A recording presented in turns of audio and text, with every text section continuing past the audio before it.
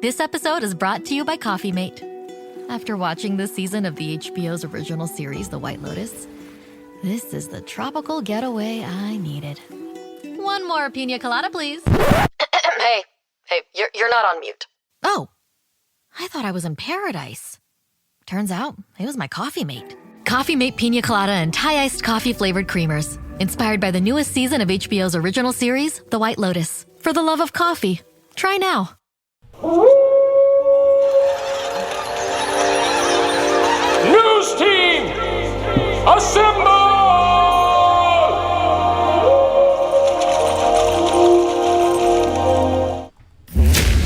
It's back and bigger than ever. It's the unofficial 40 from Soonerscoop.com. Now, here's the entire Sooner Scoop crew. Carrie, Josh, Eddie, and George. All right, we are back. It is the unofficial 40 podcast right here at Soonerscoop.com, where we have the entire crew. Almost the entire crew. Josh is here. Eddie is here. George is here. We have all made it back into the office after, ice storms ravaged the state on Tuesday.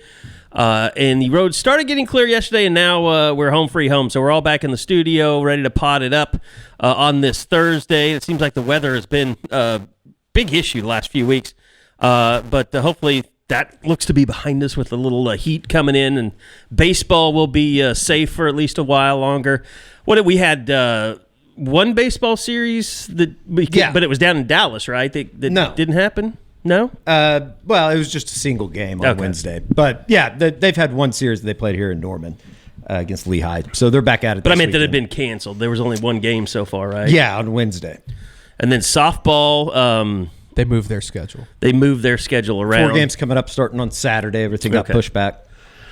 And, of course, we've been here earlier in the week. We've broken down all the Porter stuff. By the way, I pulled up today, and I felt sad for your car, Eddie. It looks like it's been through hell. That's going to scare a lot of people. It's just dirty. Yeah, it's not going to scare you. I'm more worried about the water pipes in this building now that Radosevich is in here. Yeah, it's PTSD for sure. Your parents had the freeze? Yeah, theirs froze. They had to have somebody come out and fix it, but I think they're home free, so they're back. But no leaks or No, well, the water heater was leaking, but they got that fixed. I saw where North Park Mall in Dallas had a big water break. I feel like that happens a lot. That I feel like that happens terrible. almost every time that it gets cold down there. Yeah, it's they're not winter ready down there in Dallas for driving or anything else. So anyway, what's up, boys? How are we doing? Nada. Good. I'm doing well. Rest in peace, David Boren. Yeah, that news comes out on I Thursday saw that morning. this morning. That's terrible. Obviously a big piece around here, and then obviously I did not realize that he was elected governor in Oklahoma at the age of 33. That's crazy. Yeah. Obviously a figurehead in the world of politics in this state. Yeah, and was in terms of his presidency at OU, you can't deny what he did for the university in terms of the things that he built, the money that he raised around here. I know the residential halls or whatever were kind of controversial there towards the end, but overall, David Boren's reign at the University of Oklahoma, as controversial as it is to some people, he did a great job, being a president of a university in terms of, for sure, raising funds, building buildings, adding to the campus beautification and all that stuff. So let's face it, it hasn't been it's been a little bit of a bumpy road since he left. Yeah, I think so. You had the Gallagly stuff. Yeah, Gallagly was an insane person, and then obviously everything that has happened since then. But there's probably a bigger conversation about David Boren, but he definitely did good when he was here. Yeah, sad to see. Rest in peace, David Boren, and sad to see that news this morning. 83, I believe. 83 years old, yeah.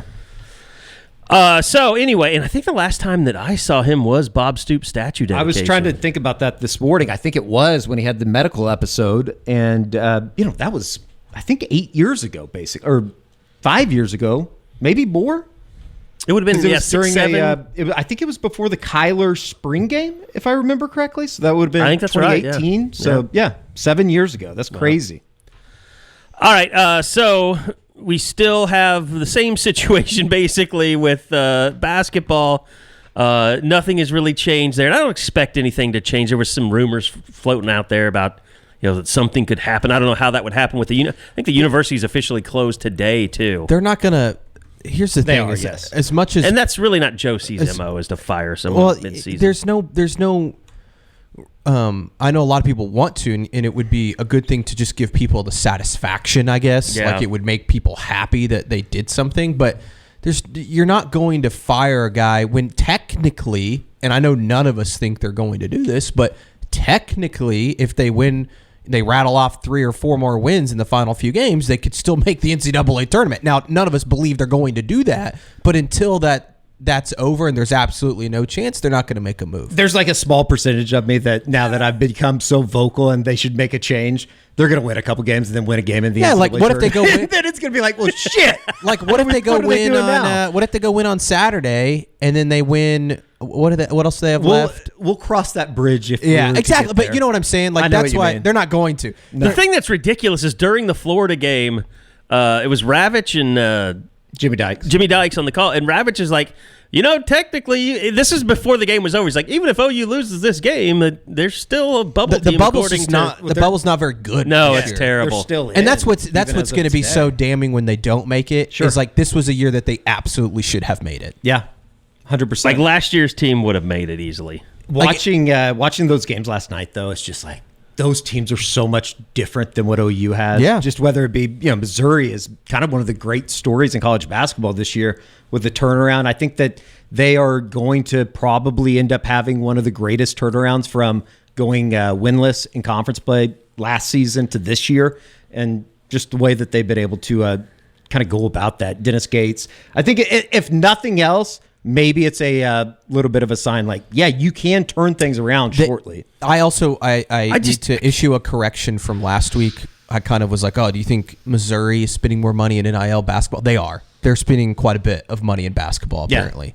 Well, and they're not storming the court, so they have extra money. I saw that, yeah. From Dennis Gates last but night. apparently they are one of the, I guess, higher spenders in the SEC in NIL for basketball. Yeah, they've got all the money that they're throwing. I mean, they and A&M kind of started this whole thing. Is Josh locked up, or is he just really good at sitting? Well, I think he doesn't care about basketball. Yeah, but he's just staring so intently at something. You're not moving. I don't even think you're breathing. You have a feel for the UC Irvine Cal State Northridge game tonight, Josh?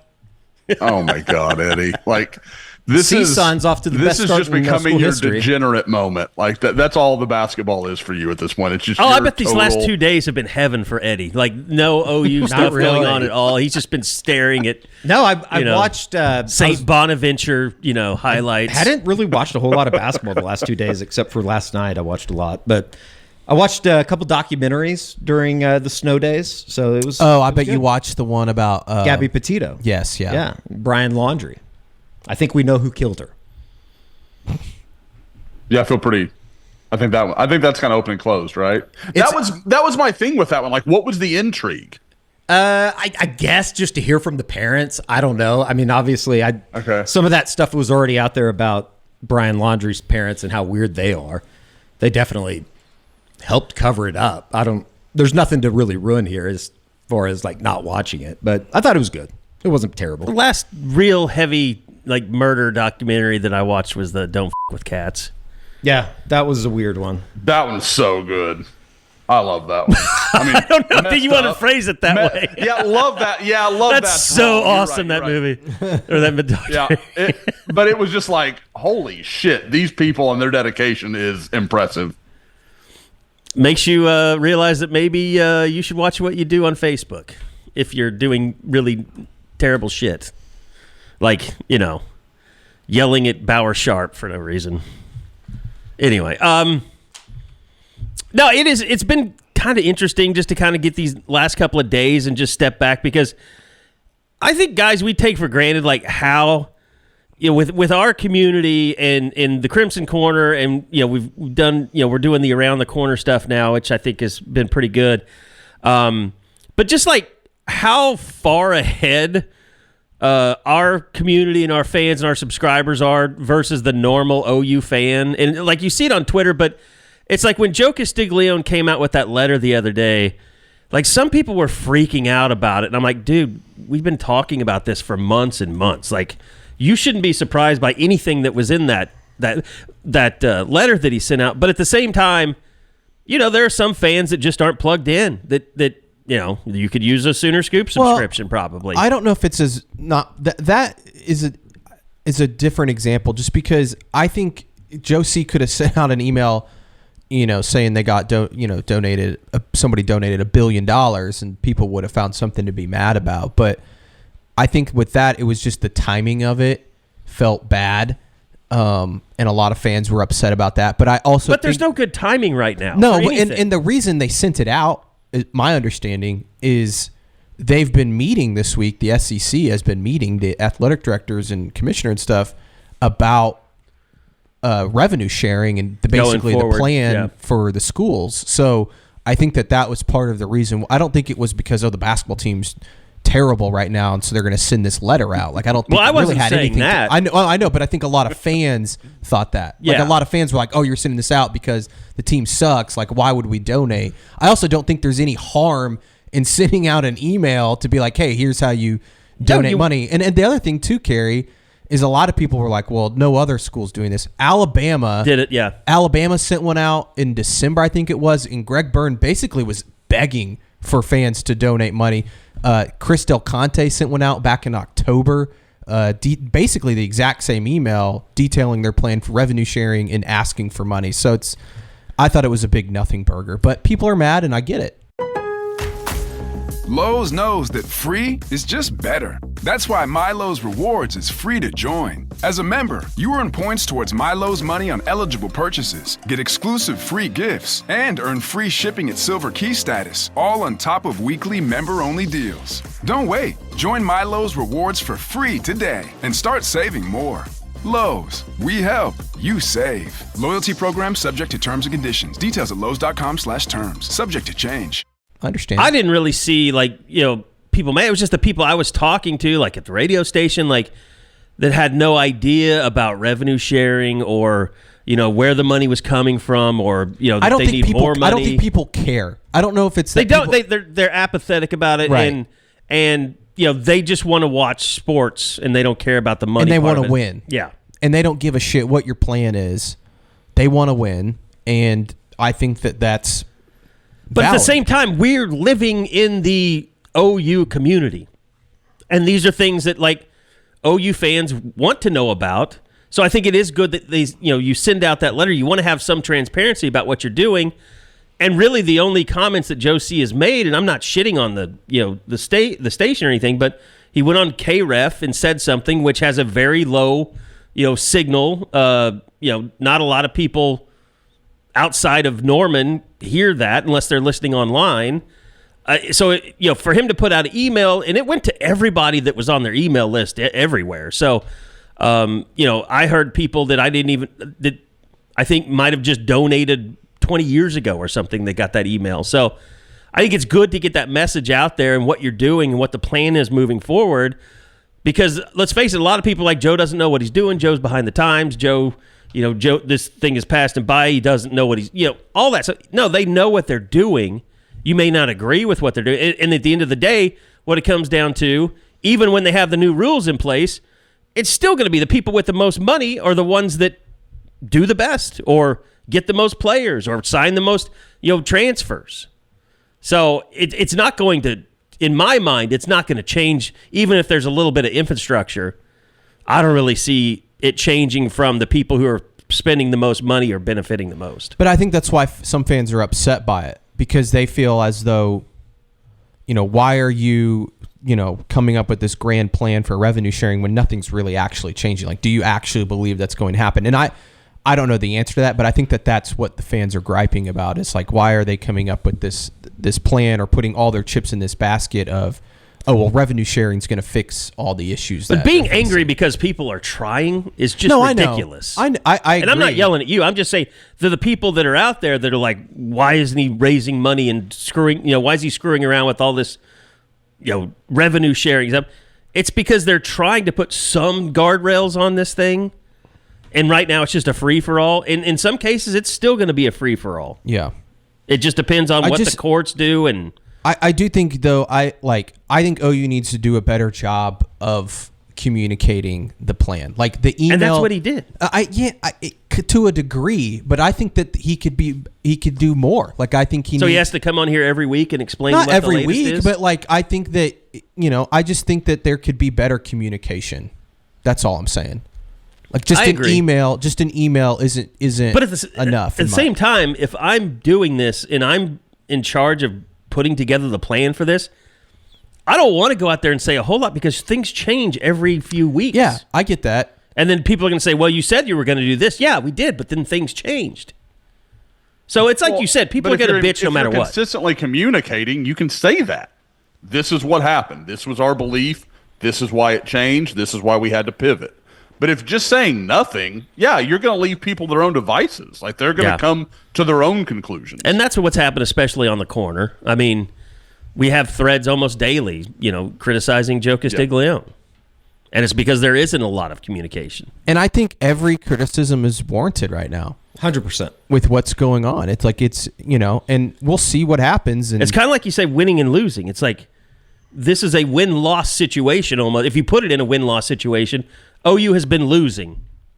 Right. With the overall NIL compared to everybody else. And I just think that the most casual people fan, and even to an extent the diehard fan, they don't give a shit. Really, like I think it's good to share your plan, and that's great. And like I said, they need to communicate better what the plan is, but they really don't give a shit. They just want you to go win, they want you to figure out how you're going to do that. And they don't want to give $15 a month to make that happen either. Right, because they don't know if that's actually making an impact. Yeah, and I don't blame them. Because again, guys, we've talked about this. Like, there's still like this separation of one Oklahoma and OU. Like, you watch some of these schools, and they're like the athletic directors got like the NIL like program on the backdrop of whatever video he's doing. Like, I mean, it's everywhere, and you just I don't know. Like, there's still, and maybe I'm wrong, but it feels like to me there's this hesitancy to embrace what this is. Like this is where this is all going. Well, and you could make the argument that, OU's plan of funneling it through the Sooner Club and the Inspiring Champions Fund and all that stuff, like, that's just adding to the confusion. Yeah. Because in the thing, it's like, if you want to, it only mentions one Oklahoma as in, like they're funneling things to Learfield. They're funneling things to the Sooner Club. And then it's like, and if you want to have the subscription, go to one Oklahoma. I don't know what that means, really. If I'm a fan and I'm reading that for the first time, I was like, what's one Oklahoma do then? It doesn't say like one Oklahoma gives money to the players directly. Yeah, that's what I'm saying. Is I think they need to have a better simplification. But I also think some universities have like eliminated the support of collectives altogether, and they're just taking the money themselves. Yeah, which maybe that's what OU should do. You guys get like, and this is legitimately a question. I'm not saying I have any strong feeling about this. Do you get the sense that there is, like when the executive order came down from Stitt, that there was this feeling amongst OU fans like, okay, now the dam's going to break and everything's going to open up. Like, I almost wonder if like that is some of the frustration is like, okay, this is all going to happen now, and it's all going to happen real fast. And that's not how this stuff works. Like, I get that. But I wonder if that is almost like a straw that broke the camel's back. Like, they thought, like, okay, now Oklahoma's ready to roll, and it's going to be this. And to the outside, there's been no noticeable changes. But even in that executive order, it mentioned the July 1st stuff. I mean, it also, it just happened a month ago. So I don't think we're going to see the effect of it. I don't think we're going to see the effect of all this planning and all the stuff behind the scenes, which I don't even know if we fully understand what it's going to look like until maybe the spring portal or next portal cycle in the fall of next year, because they still haven't hired a GM, which I think they are somewhat getting close to that, maybe next month. You're seeing more and more schools name GMs. I mean, it's starting to happen like in bunches. Right. And then you have the executive order, which is basically they can take athletic department funds and give it to One Oklahoma for the portal or whatever. Well, we're not going to see the benefits of that until this coming spring portal for football and, whatever it looks like for basketball. So I think that's part of it, Josh. But I don't know. It's just such a massive endeavor. It never moves as quickly as you want it to. I mean, even stuff we do here. I mean, it takes a while for stuff to happen, and it doesn't mean that we're not working on it every day. But, what happens is 6 months down the road, you hope that you've done enough to where you look back and you say, okay, we got a lot done. And I think that's kind of how you have to judge us. The problem is, with sports and anything, everybody wants it done immediately. And it just doesn't work that way. So, all right, I'm going to stop talking about this because I can tell Eddie's head's about to explode. He just hates this stuff. And I don't blame you. I think it's... I don't blame you. Eddie's like the majority dumb. of but your opinion of it, Eddie, I think is similar to what I was saying about some of the OU fans, or the majority of OU fans, is they don't give a shit. Yeah. I mean, I know that it's important. I guess I just don't... I don't get care. No, I care. I don't think I understand the... not misinformation, but just like, I don't understand where the divide is, that people won't or will not support it. And maybe that's what you guys are saying. They just don't know what they're supporting. I guess I just don't understand, like, the person that sits out there and then reads something that Joe C sends out and says, yeah, OU doesn't need to be involved with this, I guess, is kind of where I'm at. There's also no voice, like no one rallying the troops, no one you would talking about the importance of why donating matters. A service being offered by One Oklahoma, but I guess it's not. I think it's out there. I guess I just am too... Well, because they're doing stuff on your station. Yeah, but and they're doing stuff on another station. If you follow any of us on Twitter, or if you're on social media, I think you know what One Oklahoma is. And if you don't, you might be the dumbest person in the world. Yeah. Well, you know what hurts it, I think, sometimes is like, it's not always the best look to have release a video of John Mateer getting a truck that most people can't afford. Like, you don't want to have the athletes like, oh, here's all the stuff I'm getting by playing at Oklahoma. Like, no, you want to have someone like a Bob Stoops or someone that's done it be the face of that kind of stuff. Maybe the head football coach. Maybe Brent Venables. Yeah, I think Brent Venables should have a much.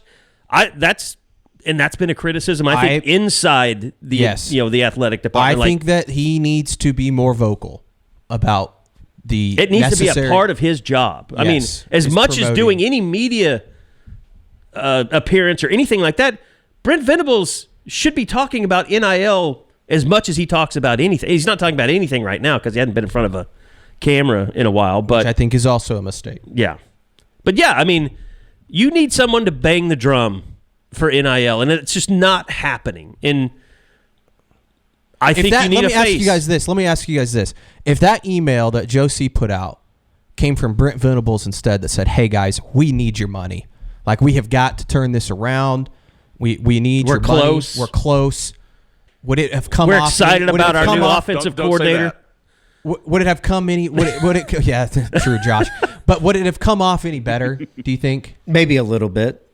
I mean, I think because it would have felt more pointed, like help the football program, because that's what it ultimately is. I've been talking about this on the board. Like, to me, you've got to fix football before you worry about anything else. Sure. Like, you've got to get that, because you get that going, it's a faucet that opens up to every other program on campus. Like, let's say you fix basketball. Is that going to help football? No. It's not going to change anything. It's not going to help NIL overall. Exactly. And so, to me, you get football going and everybody's pockets start opening up. I agree, Josh. And I think this is kind of eye-opening for me, because I think I have been having the wrong discussion, which is the framework of NIL, which is nobody cares about that. nobody wants to listen to that and why it has happened or hasn't happened. What they need to hear constantly is someone telling them why this is important and why they need to donate and to get them to give $15 a month, because there's no excitement yeah. I mean, there's nothing. It's failing miserably to, get into the consciousness of the casual OU fan.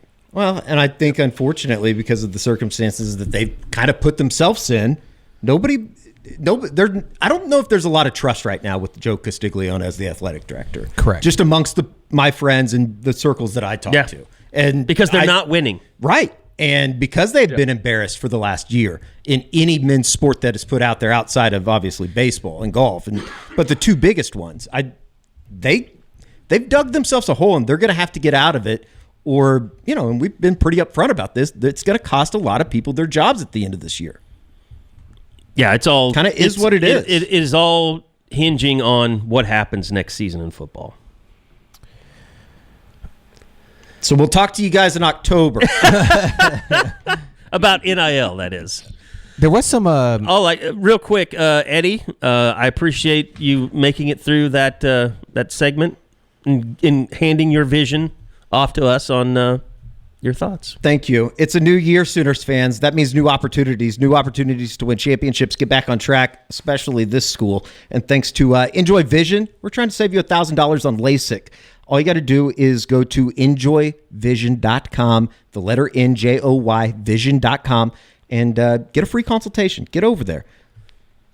Fix your vision. That's all you got to do. We're trying to keep you rich. $1,000 in your pocket. Enjoy Vision. This is where Sooner Scoop LASIK. Didn't you say that after that Florida game you wanted to see if Enjoy could take away your LASIK? Yeah, I'm going to try to get it reversed.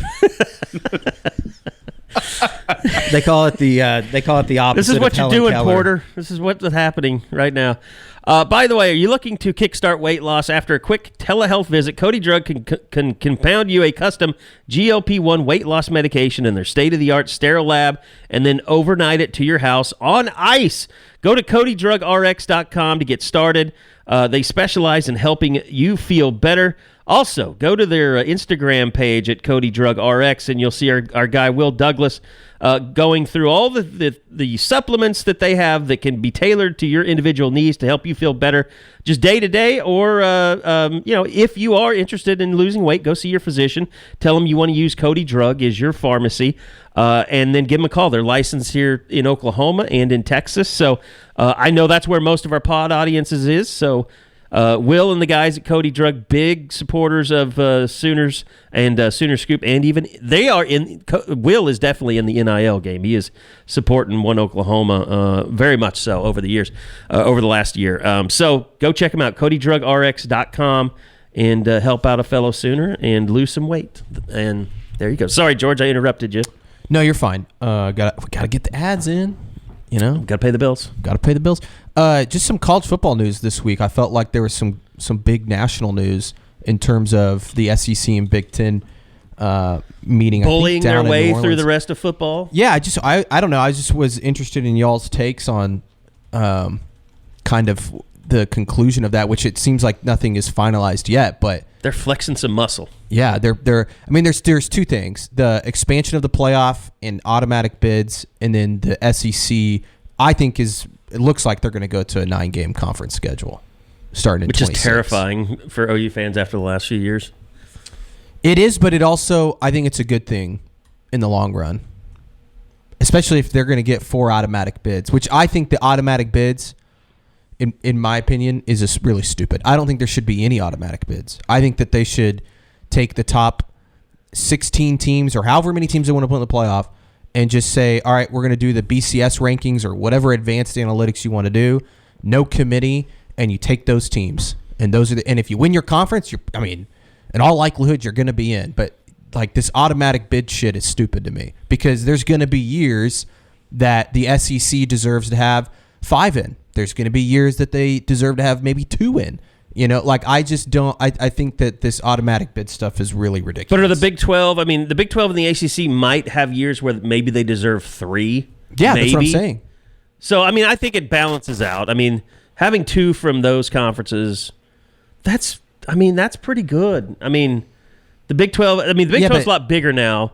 But why are we doing that to where there's going to be a season where a fourth Big Ten team or a fourth SEC team gets in that shouldn't? Like, I just think it's stupid. Like, why are we doing this? Like, just have the 16 best teams. Don't have automatic bids to get in. You know why they're doing it, because the SEC only got 3 last year. I know why they're doing it. I just think it's stupid. I just think it's stupid. I don't disagree. Because, like, guys, we know 95 times out of 100, the SEC and the Big Ten are going to have 8 of the best teams in the playoff. Like, it's not even a question. But I don't know. Like, we can all know that. Like, I don't understand. I mean, I do. You're right. Same, George. Like, it's money. Like, they want their guaranteed money because, let's be honest, the SEC and Big Ten have invested more time, more effort, more money into making their football programs great than any other conference. Like, and it's not even relatively close. I mean, you've got the ACC where you've got 2 or 3 programs, but you look at the Big 12 guys without Oklahoma and Texas, their expense, it's like not even the same sport compared to what the SEC does. Like, so to a point, I get it, but at the same time, I'm with you. Like, as a football purist, let whoever earns it get out there. Like, I don't care how they got there. I just want to see the 12, 14, whatever it is, best teams. And I will say the thing after last year's playoff, how are people still bitching about, like, oh, it's going to be 14 or 16, and that's so stupid?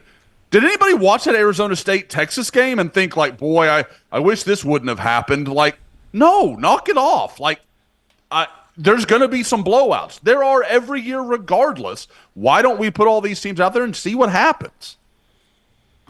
Yeah, I mean, but you also have to admit a Cinderella in the sport of football is the least likely to happen.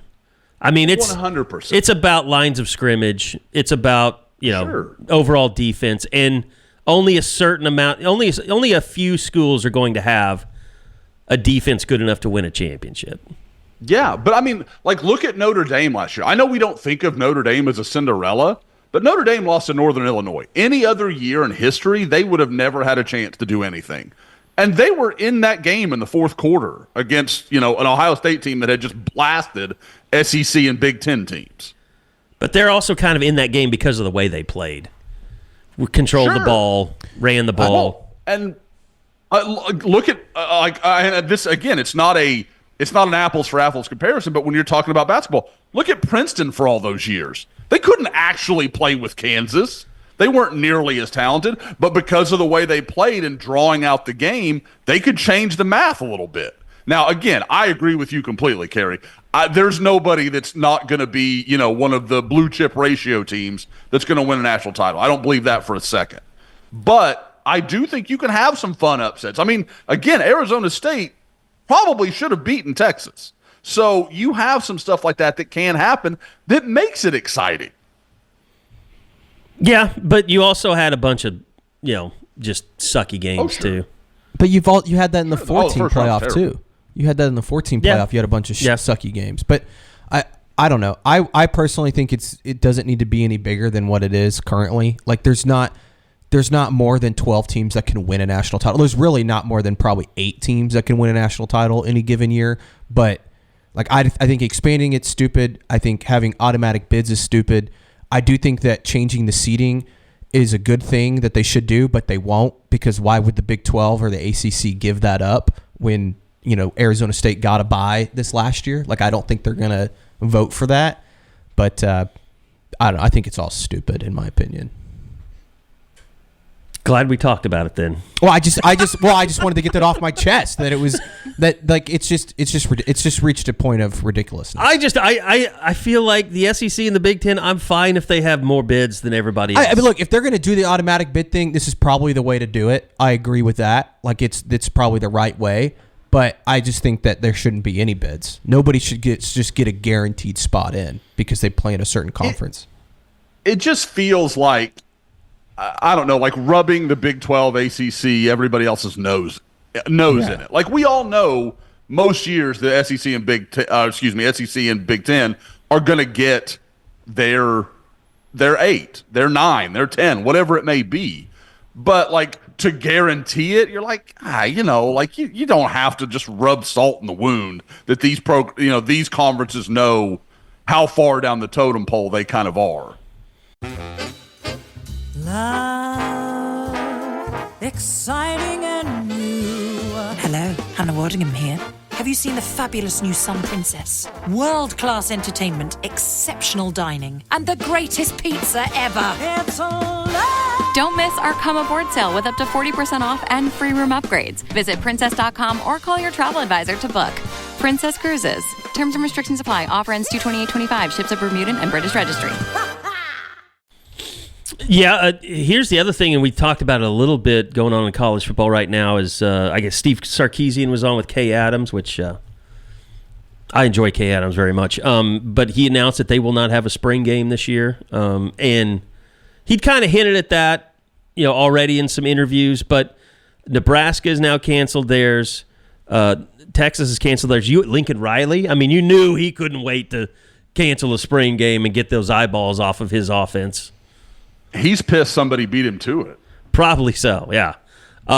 So I can't. George, who else is there? Been anybody else? Those are the only three that I can remember that have flat out come out and said we're not having one this year. I mean, I don't think Oklahoma State is, but they haven't had one in a couple years. Right? Yeah, they're the trailblazers, if you will.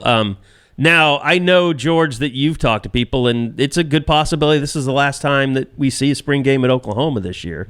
Yeah, we talked about that a couple of weeks ago. I think it's the same sentiment. I think they're going to play it this year. At least that's the plan right now. But moving forward, I think they're definitely considering maybe not. Which sucks. I would be the first one to tell you, like, the spring game, I think is kind of stupid. Like, in the grand scheme of things, it's kind of stupid. It gets built up. It gets built up to be this grand thing that's going to happen. Yeah, and then you go and you're just like, oh, this is just kind of. And the starters play for 3 series and then everybody's out. But at the same time, it is like a kind of just a nice little taste during the middle of spring of college football.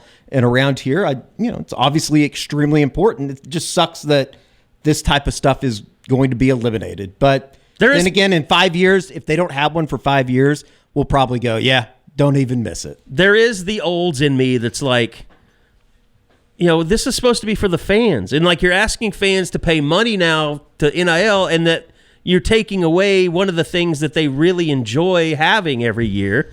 And it's not like there were 10,000 people going to this. I mean, it's been 45, 50,000 people showing up for this thing in recent years. It's been growing. And now there's a part of me that's just like, it just feels gross. Like, it just feels like you can't have the spring game because you're worried about people poaching your players, or coaches have always come up with reasons and paranoia. Like, it's just been rampant since I would say it wasn't obviously when Bob Stoops first got here in '99. All his practices were open. The fans could come any day. You could watch it. And it kept getting stripped back until finally no one could come to, like, media could come to practice, then no one could come to practice. And it's not like, thousands were showing up at those things. It was the same group of old dudes every day coming out there with their little, what do you call those chairs that you carry around with you or whatever? Lawn chair? The kind that, not a lawn chair, but like those little stools. Like, you've got some of those, like golfers have them and stuff. Anyway, I'm getting off topic, obviously, but like, it wasn't a huge deal, and there weren't always a lot of people. But things just keep getting stripped away, and now the spring game getting stripped away is just another one of those things where I'm just kind of like, man, I hate this. They'll have to do something in its place in terms of some sort of fan appreciation day, or they can come watch practice or something. But even then, you're not going to get the same turnout that you do for an actual spring game. No, and I think that nowadays, and I don't blame the school for doing this, because you'd be paying for a ticket anyways to the game, but to go to that event, you probably are going to have to make some type of $10, $15 donation to One Oklahoma, which isn't a bad thing at the end of the day. But I'm sure that there's going to be some people that feel a certain way about something like that. I think what would be a really cool idea I hate that idea.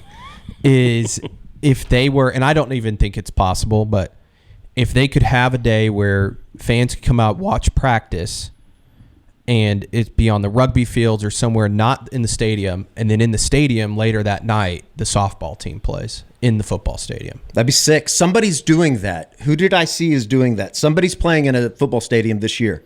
A softball game? A college softball game.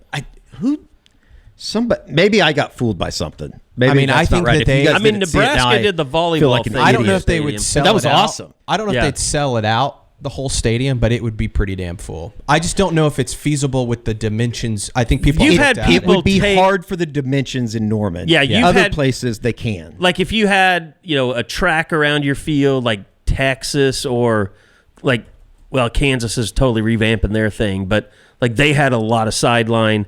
But people have like superimposed like Marita Hines onto, Owen Field, and it's tough. Like you're gonna have like a And giant I net. wonder if after they do the stadium renovations, which there is talk of maybe pushing back those sidelines and removing some of those seats just because there's just not a lot of room on the sidelines. If they did that, maybe that would open up enough space to do it. But that was my thought, is like if you're gonna get rid of the spring game, maybe you could do something else with the softball That'd team. be cool. Yeah, I think it'd be awesome, and you could have practice for football earlier that day or something, and then that night you have the big softball game in the football stadium. Kind of the same idea, but we were talking about Minnesota. OU plays Minnesota tomorrow in baseball. They're basically their first month of home games are played at the Metrodome, like the old. The Twins obviously played there, so it's fit for baseball. But So they've it's kept kinda that cool. thing up, huh? I guess so.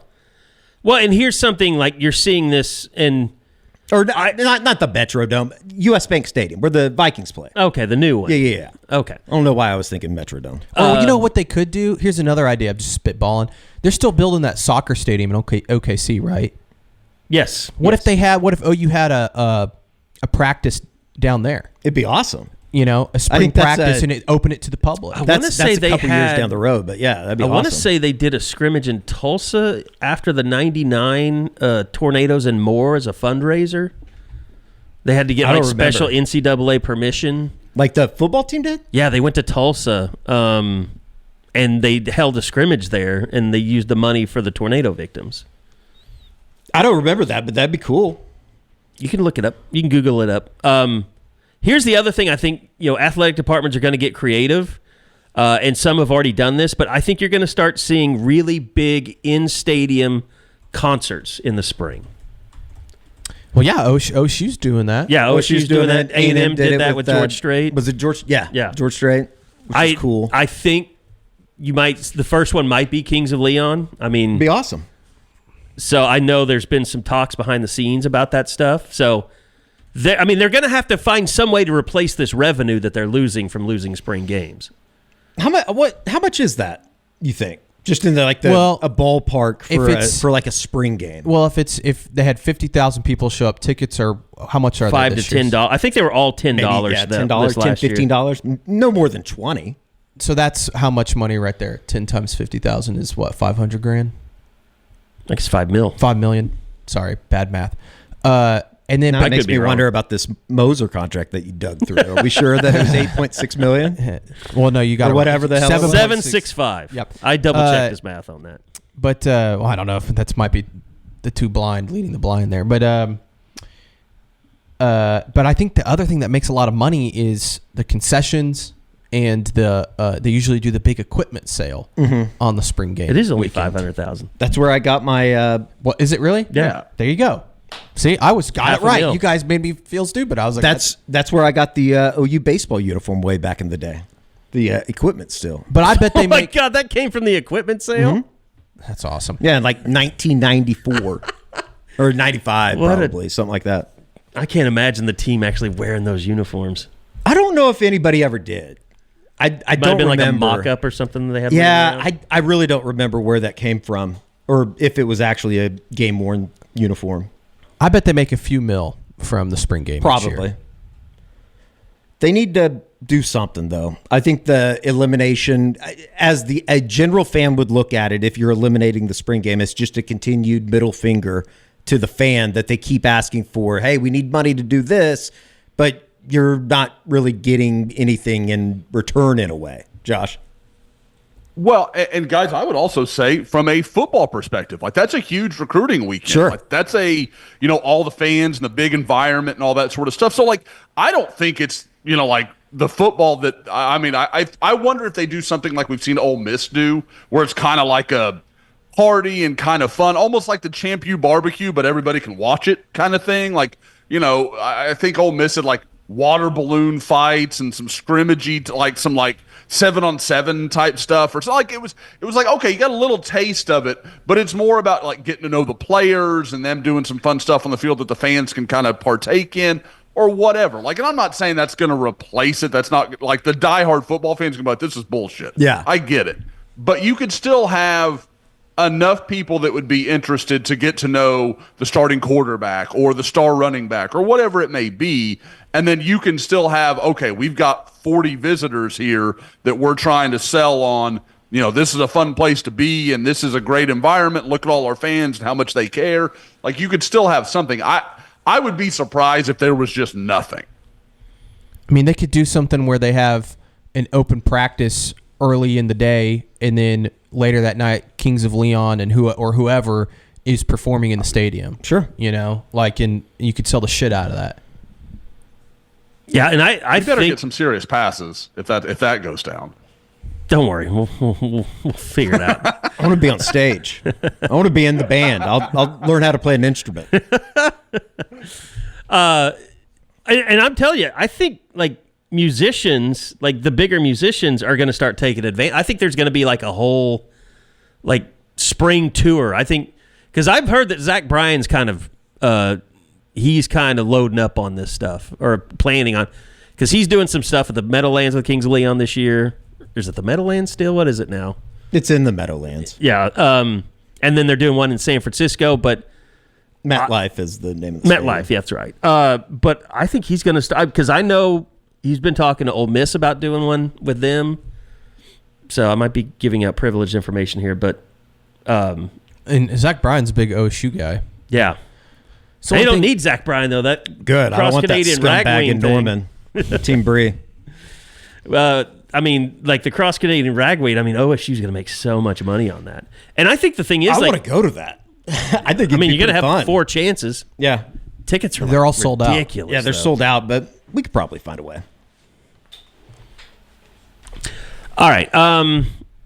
Outside of that, want to hit on anything baseball wise, Eddie? I mean, I know there's been so few games so far. Yeah, I mean, I do think pitching that, obviously has been awesome. Yeah, and really coming out of that first weekend, it was more so like what the bats did with some of these new guys. Sam Christensen walked 8 times, which is incredible. Trey Gamble was 9 for 9 in plate appearances and getting to the plate on Friday in the doubleheader and the opener.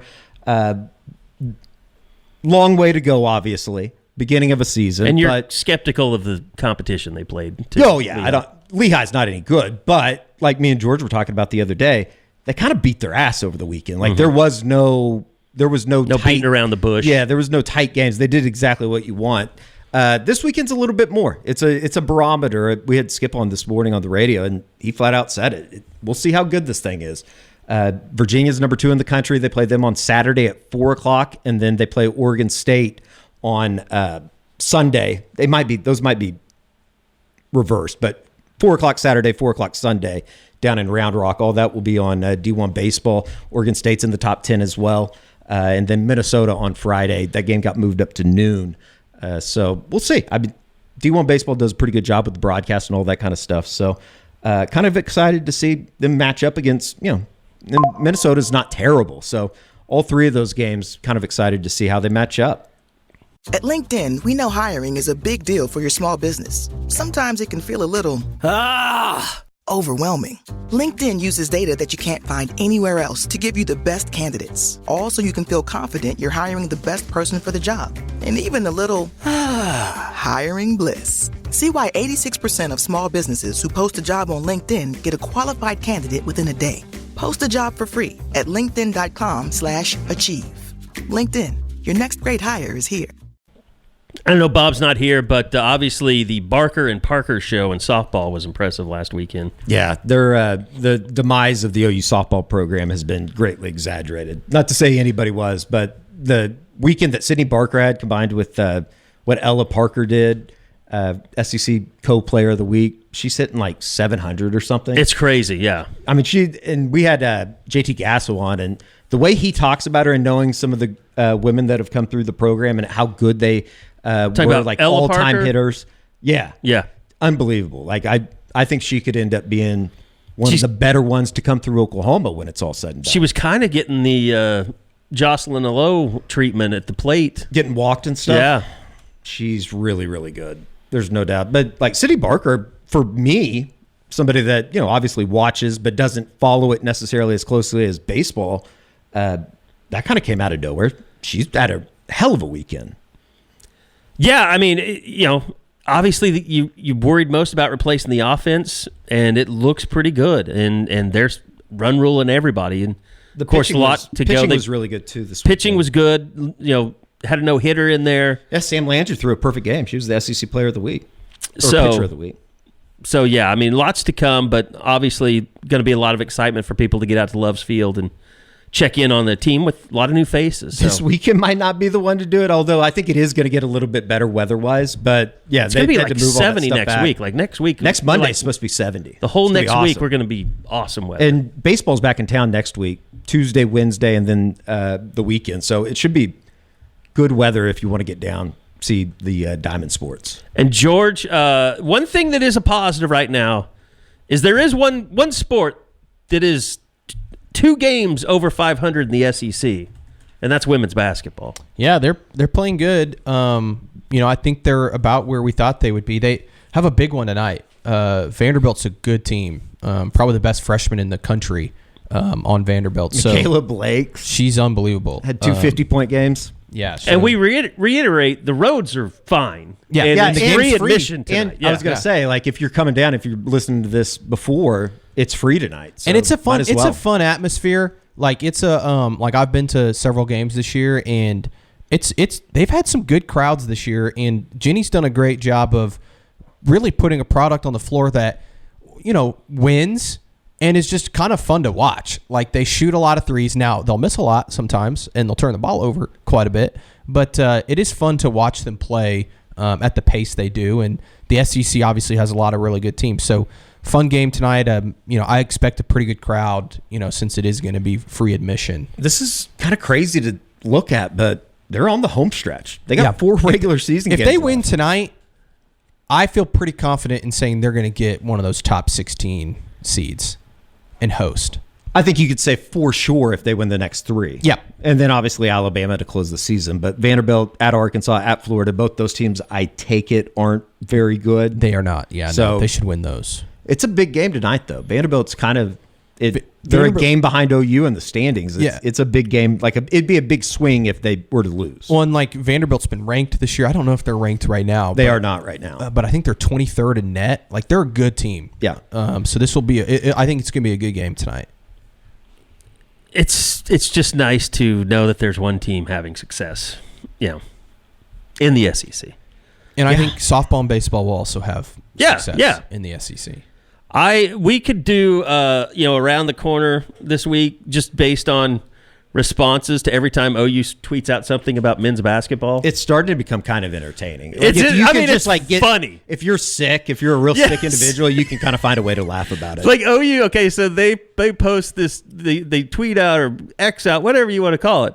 Home for the next 2 matchup. Remaining games, under $2, beer, popcorn, sodas. Pick 2 games for $25, Mississippi State, Kentucky, or Missouri. And the first response is, you should pay us for having to watch this team.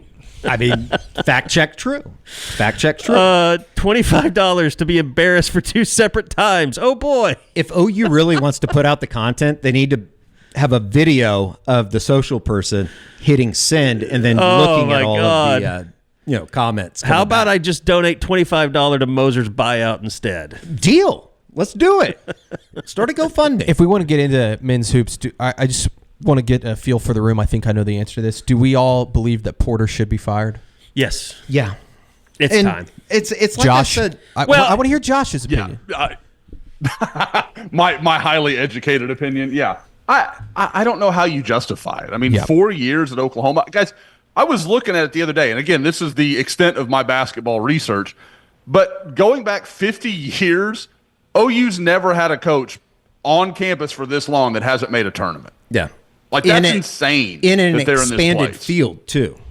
Like, it's not like they're cutting people down. They're welcoming people. Yeah, it's not 32. Yeah, exactly. It's and I think at the end of the day, he just hasn't won enough. They haven't won enough as a program. It hasn't worked. And like we talked about last week, and like we talked about on Around the Corner on Monday on YouTube, it's not a thing of, oh, you fire Porter and all of a sudden this is going to get better. This is a fire Porter. The same problems are going to be for another coach, but maybe he can navigate it a little bit better than this staff has. Who knows? Who's your number one on the hot board? Will Wade. Me too. I'm all in. Thank you on for the Will joining Wade. the party. I think it would be. I don't awesome. see the downside of it because I do think there'd be a little bit of a. You're going to get some flack. I think there will be people that give him some flack, but they need some flack. They need to go a little heel on this hire. Talking about it'd be nice that someone cared. Yes. Right. Like that anybody nationally paid attention to OU basketball. Well, and I think that like even more centralized here from a local perspective, this is an athletic administration that whether it be true or not, it's been painted into a picture that they don't care about basketball. And if you want fans to come back to the Lloyd Noble Center, as many problems as that place has, and that's a different story, it would at least generate some interest and finding a way to get a Will Wade or whomever they would go with. I think it needs to be not just a good hire, it needs to be a great hire.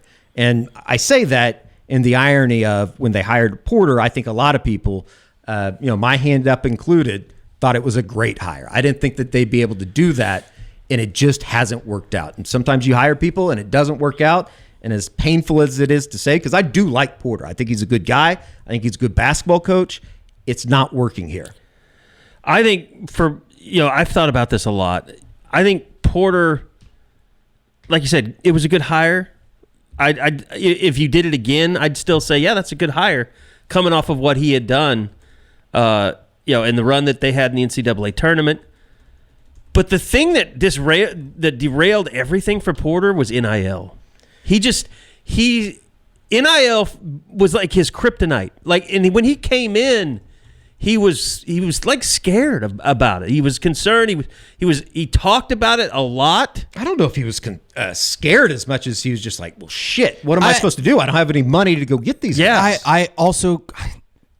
While I think that the NIL was a major issue for Porter Moser, I also just can't get past how many times his teams couldn't close big games. Bingo. And that's the part that I disagree, Kerry, because if they close... Well, you didn't let me finish. If you would have let me finish, you might agree with what I'm trying to say. Maybe you should let me finish sometimes. Anyway, I think the NIL stuff paralyzed him a lot, and it goes to like the stuff that Kelvin Sampson came out with about Milos Uzon.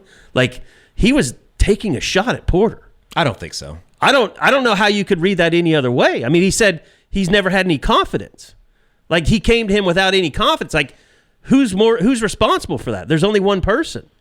Yeah, but I don't think that like Porter. It wasn't a fact that he didn't coach Uzon hard. I don't think. And that's what I wonder. That's what I wonder is I don't think he ever was able to make that connection. If he's afraid of coaching guys hard because he knows he's going to lose them in the NIL. I think it's the opposite, to be honest with you. I think he rides them too hard. And then they just like everybody. I mean, just look at his assistant staff, his coaching staff. They've had to make a change every year. And I think a lot of it has to do is because Porter's a little bit of he's a descendant or whatever you want to call a mentor of Rick Majerus, who was notoriously known for, let's just put it out there, for being an absolute asshole prick. Yeah. And it kind of is what it is. But yeah, and that's the other thing. Speaking of Milos Uzon, you see him, you see Otega Owe leading Kentucky in scoring. Like, they had a bunch of talent. Alston Mason starting at Arizona State. Like, they've had talent, and they've all decided to leave. I don't think all of that was because they couldn't pay an NIL. They didn't want to play for Porter. Yeah. And that's not a good look. And they didn't close games. 100%. Well, and we've said, look, Bob wrote the story last week of the 10 worst losses. Like, every one of those, you look back and it's like, how the fuck did they lose that game? And George, we talked about that though. I mean, even if you could pay $1 million for a center, which they never were going to do, he's still responsible for some horrible meltdowns at the end of games. Even when they were going through the winning streak, they had that one play with 6 guys on the floor in the battle for Atlantis that they could have cost them one of the games. Exactly, and that's where I'm like, I understand the NIL argument and the resources and all that. I also think Porter did this to himself. Like, I think that there's he didn't do as good of a job, because you look back and it's really, guys, this is the crazy part. If he just wins like one more game each of his 3 previous seasons, they're in the NCAA tournament. Sure. All 3 years. Sure. One game. That's it. And it's like you can point to each season of a game that they should have won, that they lost. Absolutely. Now, I guess you could argue, I think the devil's advocate to that, George, would be you go get better players. Yeah. They could find ways to I agree, execute late in games. But those games also, you look back in some of those losses, like Bob wrote, there was mistakes in those games that should never happen. Sure. No matter who's on the court. It's a totality. Yes. And now you look up, and I think that the reason that it's kind of almost become an accepted belief amongst Oklahoma fans is not only are you getting beat, you're getting embarrassed every time that you step on the floor. I mean, the Florida game, you have no shot, yeah. You weren't going to go win that game. I don't think anybody was saying, they need to go, be down 5 with 4 minutes left coming out of the TV timeout. But you certainly didn't want to look up and say, oh, shit, this game's over, and at 6:15, the game started 15 minutes ago. And that was about to be the case on Tuesday. Well, and now you watch a game, and it's like when they get down by 20, there's no shot that they're coming back. No. I mean, it's hard for anybody to do that. This isn't necessarily like the NBA where you can flip a game in the blink of an eye. It feels more like if they get down like 8, they're not coming back. If they get down double digits, it's going to be tough. Hell, if they get up by 20, you don't know if they're going to be able to hold on to it and win. Fact. Yeah. I at the end of the day, I just think it's time. They need to move in a different direction. And I guess as like cliche as it sounds, give somebody else a try. But that's not to, completely ignore that this administration and this athletic department is going to have to do better. They got to do better. And specifically with basketball. Well, it's been 25 years of not giving a shit, really. Yeah, and I guess they're just able to skate by for the longest of times. They've used, a little bit of history, some, in-state luck, if you will, with Blake Griffin and Trae Young. Sure. And then you just had a really good coach in Lon Kruger who was just able to he was consistent. Well, and Kelvin was already there, but he might have consistently been on the bad side sometimes, but God, I would kill for something like that. Well, you knew what you were getting in OU basketball under Lon Kruger. Sure. It's winter, and you can now get almost anything you need for the coldest months of the year delivered with Uber Eats. What do we mean by almost? Well, you can't get a ski slope delivered, but you can get dish soap delivered. Sunshine, that's a no. But a bottle of wine, that's a yes. A snow angel, sorry, no. But angel hair pasta, Uber Eats can definitely get you that. Get almost anything delivered with Uber Eats. Order now. Alcohol and select markets. Product availability may vary by region. See app for details. Yeah. And I just I guess it's hindsight looking back on it, but this idea that they were going to come in and just starting Sam Godwin at the 5 is just crazy. And against some of the guys that they're playing against, you're literally talking about some of the best college basketball teams analytically that have played the sport in the last 20 years, maybe all time, in one of the hardest conferences in the country. I watched that Florida game, most of it, just from the lens of, I can see why Alabama kind of let Waggy go. I mean, he's just not good. He's just a backup. I mean, he's a guy that should... But that's their whole problem, is that they have nothing, down low. No, yeah. I mean, and that affects the way that, teams play on the perimeter because they know they don't have to pack the lane, and it makes everybody else's life a little bit harder. I think I was a little bit... I think I've been too hard on Jeremiah Fears because of what he doesn't have inside. Now, that's not to say that he hasn't had his fair share of ups and downs this season. That's obvious. He's going to be really good at Houston next year. He might be. I'd go to Kansas. They need all the help that they can get. Well, and if there is one thing to be said, and look, I don't think this is going to happen. I think we all agree on this. Like, Porter's not getting fired midseason, but if you could get somebody before the portal opens up that has a chance. When does the basketball portal open? It's a great question. I would imagine sometime after the NCAA tournament, but I don't know off the top of my head. But I mean, Fears is going to the draft, right? I mean, it says Monday, March 24th. There you go. Is what I just pulled up. Yeah. When's OU's last game? Like March. Yeah, SEC tournament or regular season? SEC tournament. It would be like March 12th, something like that. Yeah. Depending on whenever they were to get beat out of the SEC tournament. It's not good. It's not good at all. The NIT will be fun, though, at the LNC. They better turn that motherfucker down. Do not go to the NIT. Well, I don't know about Fears, though. I mean, I think it would be an incredibly stupid decision if he entered the draft because he's going to be playing in the G League. Not if he's a lottery pick. I don't think he's going to be a lottery pick. I would go in the portal. Middle first round, maybe. I feel like you and I have totally turned on that subject. I was like, I don't see an NBA lottery pick early, and you're like, well, his struggles have been very well documented. Yeah, he's played against some pretty good backcourts in the SEC, and they've eaten him up. If I were him, I would get in the portal, get a shitload of money, and go to a school like Kansas or Houston. He could end up going back to Illinois. I mean, wherever, Illinois. Or if you are going to go in the draft and you are going to get drafted, you're not playing in the NBA next year, I wouldn't think. You could go do the G League thing, get bigger, get more physical, and maybe that's the best gateway for him. I just don't think that. I don't know. There's other guys that I would take ahead of him, obviously.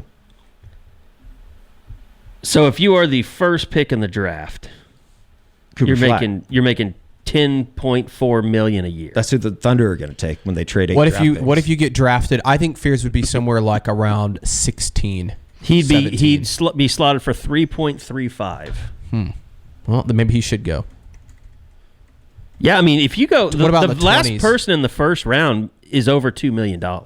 Well, the number 30 pick. What is it? 14 are technically in the lottery. I think he could slide. 14. He could slide into the background, the back end of that. I mean, you're 3.7 at 14. He could slide into the back end of that. I just don't think this idea that he's going to, and I don't think this is out there, but when somebody says, and I put this on the message board the other day, when somebody says lottery pick, my brain automatically goes top 5, top 8, not 13. Yeah. I don't know. But that's just me. I think that's natural. But yeah, I mean, if he thinks he's going to be a top 5 pick, I don't think anybody can pay him any money. I don't think he's misillusioned like that. I don't either, but I'm just saying, for him or any other player, if you're top 8, you're over $5 million. It's going to be hard to keep somebody in college for that. Yeah, I think that's fair. We'll see. I mean, I don't know. If there any reports on what Cooper Flagg gets at Duke? I don't know. He might just have a blank check. I bet it's over. Close to 5 or over? Yeah, well, I was going to say over 2. I guess that would have been stupid. I have no idea, though. It might be 2. Because it's only a year. Yeah. Well, God, Duke football's playing that quarterback millions of dollars, apparently, the kid from Tulane. Yeah. And if they're paying him that, Cooper Flagg is getting paid. I would imagine. That's a good point. Didn't even think about that. Oh, yeah. They paid Mensa all that money, right? Mm-hmm. Which I couldn't believe. And hand up, I was just wrong. But, they are spending an obscene amount of money on him. Got all those doctors. They got a lot of money. Mm-hmm.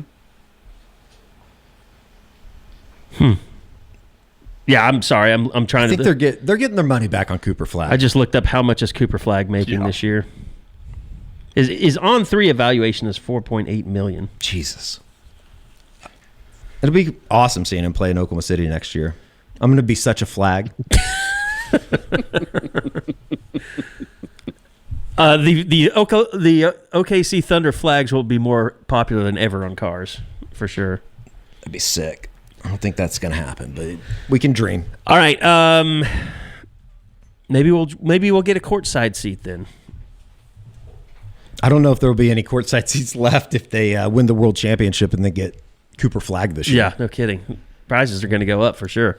Okay, so outside of that, do we want to talk about the chicken and the egg thing, the fan versus winning attendance at Lloyd Noble?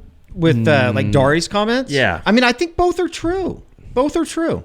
And a lot of times in today's world, it can't be like that. It's either this guy's an asshole for saying that and he's coming after the fan base, or the flip side of it, nothing's wrong. It's well attended, which we all know isn't to be the case. I think everyone's right. Like, I think Dari's right, and I think the fans are right, if that makes sense. Like, basically what you said, Eddie. I don't blame Dari for being upset, because when you turn on the TV and you see a place like South Carolina, which does have the worst basketball team in the SEC this year, and still winless. Yeah, and they're, sold out arena, and then you turn on OU and there's not a lot of people there. I understand the frustration. At the same time, I don't blame the casual OU fan for not wanting to go to the game, because they see the same shit every single week. Well said. I mean, and how do you, I guess, balance all of that? You win. I think that they could probably do some things that would help the everyday fan. I know that, to a certain extent, I don't understand also the person that says, like, I don't go to Norman because I don't want to go to the Lloyd Noble Center and go to a game.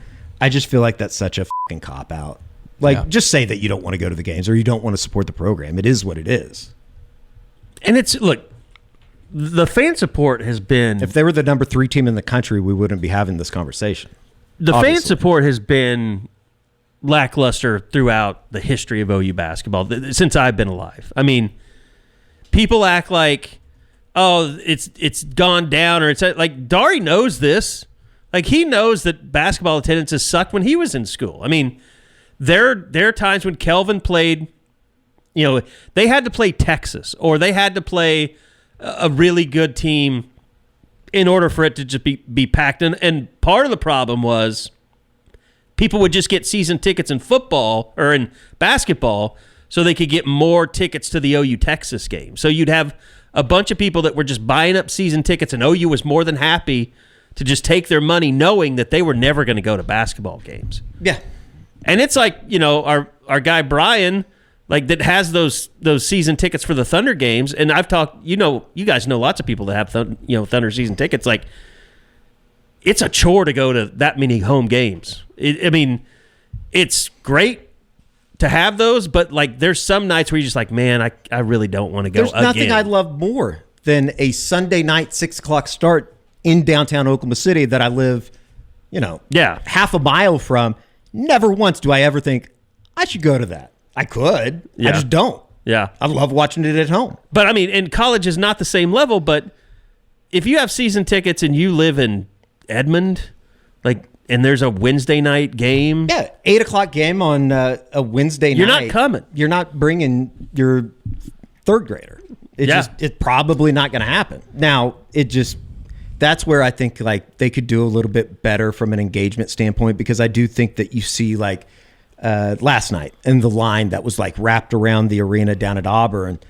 I would kill for Oklahoma to have that type of atmosphere, but you got to. They're also number 1 in the country. Right. I also think they're not very good at football, right? And that always helped Kelvin, is when the football team wasn't as good or had a down year, people got more into basketball. But I will say, that's, I think, the kind of the impetus of what Dari was saying, just in terms of, George, we were down at the Auburn game. That was a shit football team.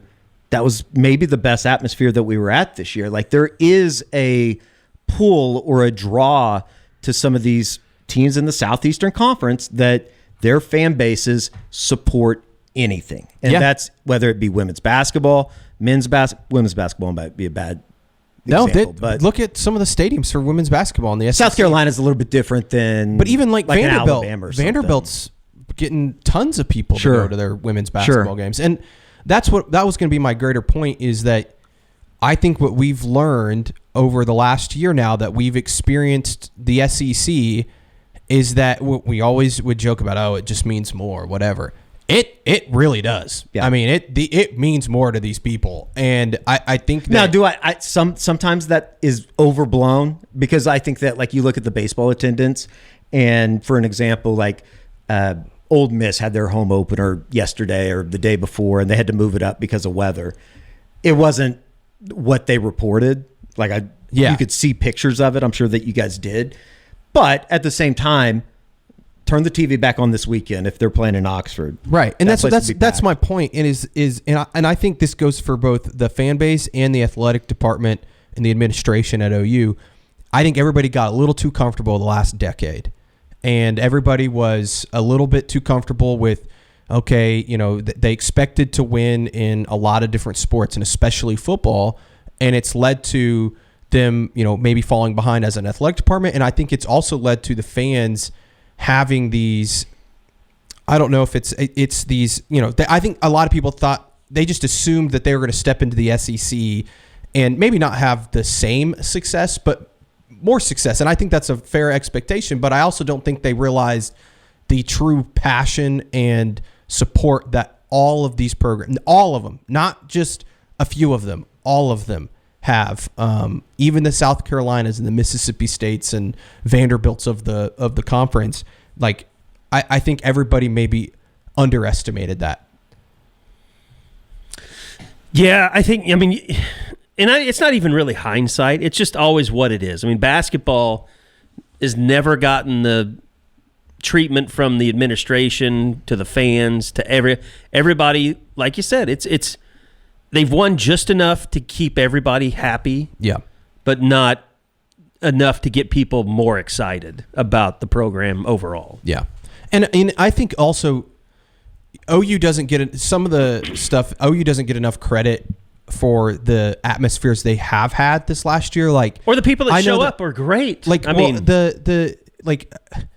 I think that we went to, and I heard this from, it was on Oklahoma Breakdown with Teddy and Gabe, and they were talking. Somebody asked him, what was the best atmosphere you guys went to this year in the SEC? And I thought they made a great point that the Tennessee and Alabama games might have been the best atmospheres that we saw this year in the SEC. I think Auburn was up there, but the Tennessee game, the build-up for that game and the crowd at that game. Yeah, remember walking around here on Friday afternoon on Campus Corner? I mean, it was remarkable. And then even the Alabama game, in which OU was coming off a horrific loss, right, against Missouri, it was one of the best crowds that I've seen at OU in a long time. It was kind of a wait-and-see crowd, but then the eruption happened. And so I think OU fan base has it in them. It's just, and especially they do for football, but for basketball, it's like you said, Kerry, it's unless they're good, it's just not, it's not going to be there. And that kind of goes back to the discussion we had with Porter, just in terms of it feels like this has finally kind of reached a point where it's over, because they have had really good crowds at the Lloyd Noble Center, and you could count on one hand, just off the top of your brain, how many times they've filled that place up, packed it out. And Oklahoma has just been god-awful in those games. The Bedlam game's the one that really comes to mind on that day where there was a snow day. They opened it up. There were people literally standing on top of, the concourse or whatever. I've never seen that at an Oklahoma game. Yeah, I remember that. They proceeded to get down by 30 in the first half. Yeah. So it's hard to, and they need keep going back to that well and saying, hey, keep coming out, and then to basically get shit on. And that's why I'm on the Will Wade train, because they need to get somebody in here, whether it's Will Wade or somebody else, that can really kind of reinvigorate this fan base for basketball. And that's the thing that makes it tough, I think, in a way, to kind of accept where this is at with Porter, because he was one of the first coaches that I can remember in a long time that he worked his ass off to try to connect with the fan base. And it just was never able to, kind of get to the point where it was going to be supported because the teams were bad. I mean, I think that's the thing too. I think Porter has that, and this is kind of where I am with hiring coaches these days. Is you have to hire a coach that's a good coach, but he can also be an evangelist for the program, and that means raising money for NIL, getting people to care about the program and come to games. Basically, Porter's built for that, but it just never happened. And then the play on the court, nobody wants to hear from Porter now. Remember during the off season, we were like, well, let's not write anything about Porter because it'll just piss people off. I mean, that's literally where the climate of OU basketball was during the off season. It's almost gotten to a point, and this kind of just, again, represents the point that we're talking about here. Like, even during games, it's hard to even like just tweet or talk about it because the anger that ensues from anything that you say.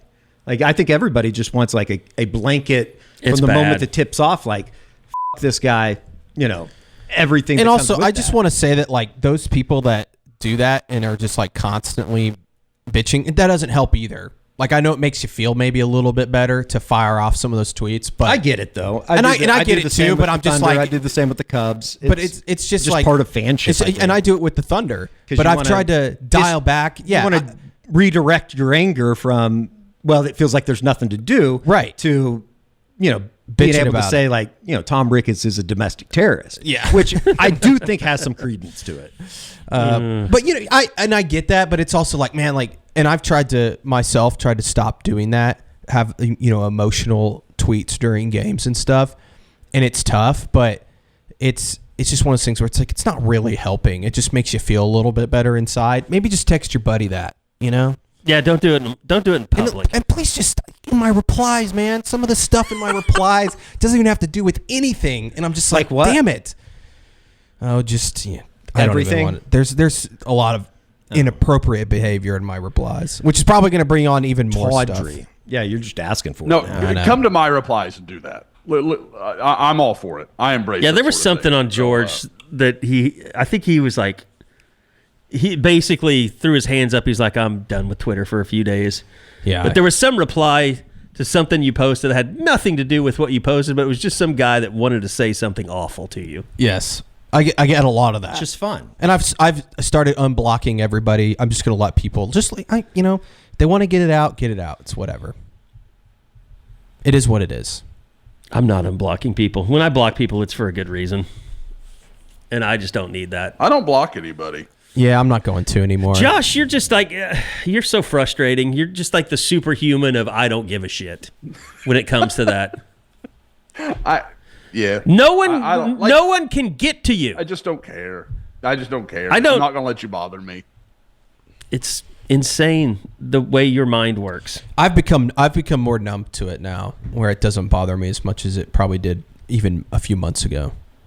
I think you have to And I will say, just like quickly, what George and Eddie were saying, this job absolutely affects the way you are a fan of your teams, because you're like, I'm not going to be that psycho. Yeah. Like I know what that looks like, and I'm not saying even most OU fans are psychos, but that you've seen that 1%, and you're like, I'll never go to that place. But here's I'll the thing. never be that person. Here's the thing with me, Josh, is I have so many friends that text me way worse stuff than people put on Twitter or X. I mean, and you guys have the relationships with your dads who are fans, so you have to. And I'm not saying they're terrible in how they act, but you have to deal with their kind of emotions of all of this because they come to you. It was funny. I think it was after the LSU game. I tweeted something out about OU basketball and it got a lot of responses. And my dad, who has not tweeted in years, he's just on there to just like follow along with stuff, has not tweeted in years. He just replies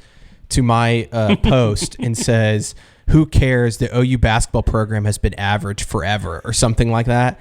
And he called me like, I don't know, a couple hours later. He's like, I see what you deal with now, because they're all in his mentions now giving him shit, like ripping him and being like, your son sucks and just crazy stuff. And he's like, I don't think I'm ever going to get on that app again. I was like, welcome to my L, Dad.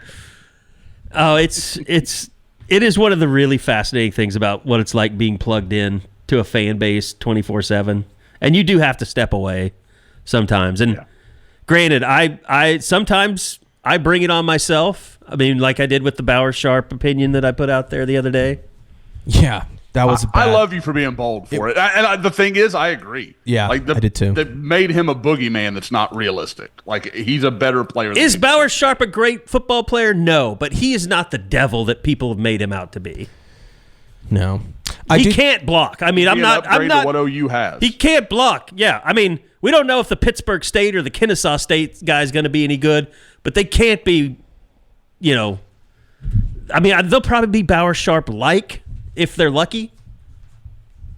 Which I know people are so enraged right now. And by the way, yes, it is stupid to even bring it up, but I just got sick of people going after Cole Kubelik over that. And that's why I did it. And I love going at Cole, like, what are you talking about? Like, Cole is not one of these talking heads. Cole makes legit work of watching tape and really analyzing. Yeah, he's watching all 22s way more than anyone else. My favorite 100%. Comment in that whole Cole Kubelik thing was somebody that said, "You didn't even watch the games this year." Cole Kubelik did 3 games on the sidelines for OU in the TV broadcast. It's not like he didn't do any homework. That was I literally laughed out loud when I read that. But yeah, that's the craziness, and we all signed up for it. None of us are bitching or complaining or moaning. Other than we get tired of it sometimes. I'm embracing it now. Yeah, I mean, you just have to learn to deal with it and like I said, step away if it gets to be too much. But yeah, it's a constant discussion that we're having, all the time about how to manage that. And it's also just kind of piled up, like with social media being as big as it is right now, and then combining that with OU just having one of the worst years in athletics in a while. It's just, I think it's just, it's always that one saying that's cliche that's like, it's never as bad as it is and it's never as good as it is. Like, as bad as it is right now, it could always be worse. Well, I told be Illinois and present that was jersey upside for down. One of your players that you're retiring his number and put it upside down. You could do that. That was embarrassing. And then they didn't score for the last 8 minutes of the game. Got beat by Michigan State. It was actually a distress signal. Actually, might have been. They knew it was coming. When is the last time Illinois football was better than Illinois basketball?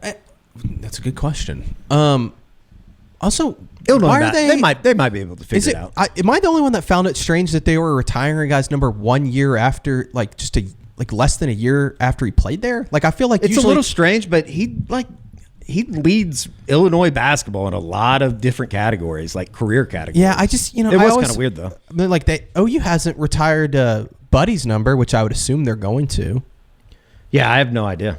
It did seem weird though, especially with the circumstances that surrounded his entire like off career, the court and stuff. And I think he was found innocent. He was, yeah. So the thing with that, like, I wonder, like, guys, why do people wait so long? Like, I get it. Yeah. But, like, for example, like Buddy Hield, perfect example, George. Like, you get to have that bounce of, like, this guy's in the NBA and we've got recruits here watching us. Like, it feels like you're maximizing what that is, because we all know Buddy Hield's jersey's going to get retired. Of course it will be. Same with Blake and same with Trae Young and, like, those kind of, like, Blake's use that already has been opportunity retired. when you have it. Blake's was retired. Sorry. How many years ago was that? It's been a while. But 3 or 4. Maybe? While we're on the topic, do we think Trae Young's number will be retired? I think so, because I think he's gonna, now that he's with Jordan, I think there's going to be a lot of things that he does for the university. Yeah, I think so too. Because the only reason, like, obviously he's had a heck of an NBA career. Like, he's a superstar. It's just, he was only here 1 year, and they didn't have they had a good year, but not a great year. I mean, I don't even think they lost in the first round. We know how tough that is. Yeah. Yeah. He probably deserves it. And he's done a lot for the community. They got into the tournament because of Trae. Yeah. 100%. I mean, he was, without his presence in that season, he probably didn't make the NCAA tournament. People forget too, that year he was so, like, I remember ESPN would have a score bug just for him on the games to be like, this is how many points he has in the game, because he went on that run where he scored, like, I think it was like 40 plus in like 4 straight games or something crazy. It's kind of crazy that you look back at, like, that year in Norman, and it's probably respected a lot more outside of the Oklahoma bubble than it is by the Oklahoma fan that I think, obviously watched every game, and you could make the arguments, like, go up to the Bedlam game when they lost in overtime, him not diving for the ball. That's what a lot of people talk about, but still, like, historically, he had a exceptional year. Yeah. I think a big part of it was just he got so much attention, and people felt like he was the one, asking for that attention when it wasn't really the case. Like you said, I mean, to have a score bug. I mean, I remember, the kind of the talking points being like, is this the next Steph Curry? Yeah. Like when he was in college. I mean, now you look up, he's, a 2-time All-Star? Yeah. He's had a hell of a year. He's had a hell of a season this year for the Atlanta. Yep, 4 times is what it's 4 times. page is saying. That's unbelievable. Yeah, that's a crazy. jersey in the rafters. That's the other thing too. I wonder, like you said, Kerry, with him being a Jordan guy now, and Blake being retired, and Buddy's had a hell of an NBA career. Wonder if those guys start chipping in on some NIL. You would think they would. I bet Trey already is helping out. You know what they could do better than just chipping in is being those evangelists that I'm talking about. Being guys. Do they have time to do that? I mean, they're so busy right now. I mean, Blake might have time, but like I don't know if they like any of those guys really, and I don't know if Blake really wants to do that. Yeah, I think there's I think Trey could do that. You have to be pretty comfortable with that. And I think for sometimes these guys, they just don't feel like it's their place to be that front man. Yeah. And without being asked, hey, would you do this? They would be more than happy to if you asked them. But they're not going to go out of their way to, I don't know. It can be, I think, kind of skewed a little bit online because of the pushback from some people. But it is what it is.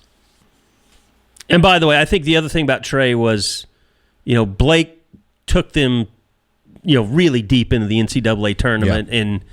And, just Blake was such a force of nature, whereas Trey was, he was a finesse type, guy. He was hitting, logo 3-pointers all the time. Blake's team was also a lot better. Yeah. Like, they had really good players around him. Trey's team was not, there was not a lot of good players around him on that team. There were some nice players. I think the next best player was it Christian James?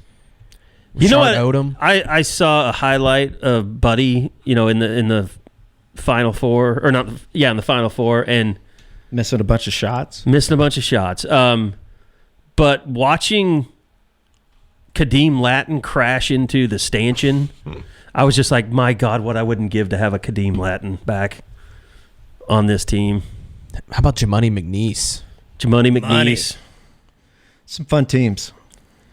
Yeah, I would say you put Blake on that Final Four team of Lawns, they might win it all. They definitely would have. With Buddy? Yeah. Buddy and Blake? Yeah, I think they would have. No, replace Buddy with Blake. Oh. I don't know. Buddy was the National Player of the Year. He's not replacing You still have Isaiah Cousins. Didn't Buddy also have You're not replacing what Buddy did. He went on a run in the NCAA tournament. They would have got beat in the second round Virginia Commonwealth if he wasn't in the game. I mean, he had like 3 straight games of like 30-plus points or something. He was unbelievable. How many did he have in that? How many did he have in that? The clincher to go to the Sweet 16. I want to say that because he went on a personal like 12 or 15-0 run, and that was like I think he had 30. That was like the peak of the Ford Center at that time. That and was then he had, awesome and then against pod. when they blew out Oregon in the Elite Eight, he had like 30-something points. In that was the game that Kobe was at, wasn't it? Yeah, I mean he was unbelievable. They were really good. But even somebody like now, if you want to put a guy on this team, Ryan Spangler. Oh yeah, he'd be awesome. Yeah. Be able to bounce, bump Ryan around, Spangler. and if you could get a Ryan Spangler, and then also get something out of Sam Godwin or something, I think that could be a serviceable type lineup. Here's the thing: Blake Griffin took that 2009 team to the Elite Eight, where they played anybody else besides North Carolina. They probably make the Final Four that year. Probably, yeah. But you remember, the lineup is not great when you look back on it. I mean, Tony Crocker. Tony Crocker had a huge game against Syracuse. Yes, against Syracuse. They wouldn't have won the game without Tony Crocker. He had 7 or 8 threes. Cade Davis. Cade Davis, king. He was just a sophomore. He's on my short list. Shout out Cassidy. Of course, you have Taylor on that team. Austin Johnson, great player. He was so good his senior year. I don't know what was your point that this was not a great lineup? This is a great team. And Willie Warren. I mean, great team. Willie was awesome. Willie was good. I mean, it was a really good team. It was a good That's team. A Final Four team. I think that Lawns Final Four team was much deeper. No way. You don't think so? No. I don't think so either. Because you'd have to remind me who was coming off the bench. But it was, what's his name? The little guard. Not Blake Johnson, another king. No, he wore number 4 maybe, or 14. Okay. Go to Sooner stats. Yeah, Rashard Odoms, Christian James, 2018, right? Yeah. Rashard Odoms. No, 2015, 2016 team. Oh yeah, what am I doing? You're thinking of the Trae Young team. Yeah. I'm an idiot. Christian James came off the bench as a freshman. Spangler, Odoms, Denzel Walker. Denzel Walker, that was the one. While. Christian James, Jamoni McNeese, Matt Freeman, who's still bouncing around in the league. Jordan Woodard, one of the best just pure college point guards Oklahoma's had in a long time. Cousins had an unbelievable year his senior year. He was like truly one of those guys. If you would have told me that he did what he did by his senior year after his freshman year, I'd be no way. Man, who came off the bench on that team? Yang. I haven't heard that name in forever. Who came off the bench on that? It was Walker. Walker came off the bench a lot. Denzel Walker played, but I mean that starting unit played a ton of minutes. Yeah. Matt Freeman would come in, but it was basically Buddy and Isaiah, and Jordan Woodard would pop off for like a 25 every once in a while. They were just a solid team. Rashard Odoms was really good. He didn't play though as a freshman. He didn't? Not a lot.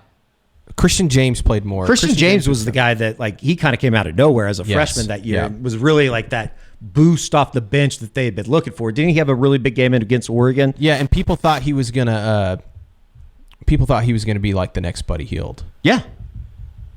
He went and had a nice career when it was all said and done. It definitely wasn't what I think a lot of people thought he was going to be. People forget that that next season they were horrible. Oh, yeah. They were terrible that next year. 100%. It's because they to lost the people that to the extent that like people were like, should Lon be on the hot seat? And then they landed Trae Young, and then the next year was the Trae Young year. I think one of the all-time like what could have been is just getting robbed of a Final Four run for Austin Reeves. Yeah. Because I think at that point in the season, like before they went on the run at the very end of the year, that was kind of a point of Austin Reeves shoots too much. He doesn't have much of a future in the NBA. Mm-hmm. And where's this program headed? That's a lot different from what this is right now. Yeah. And Austin was really good. They played, I think it was Gonzaga.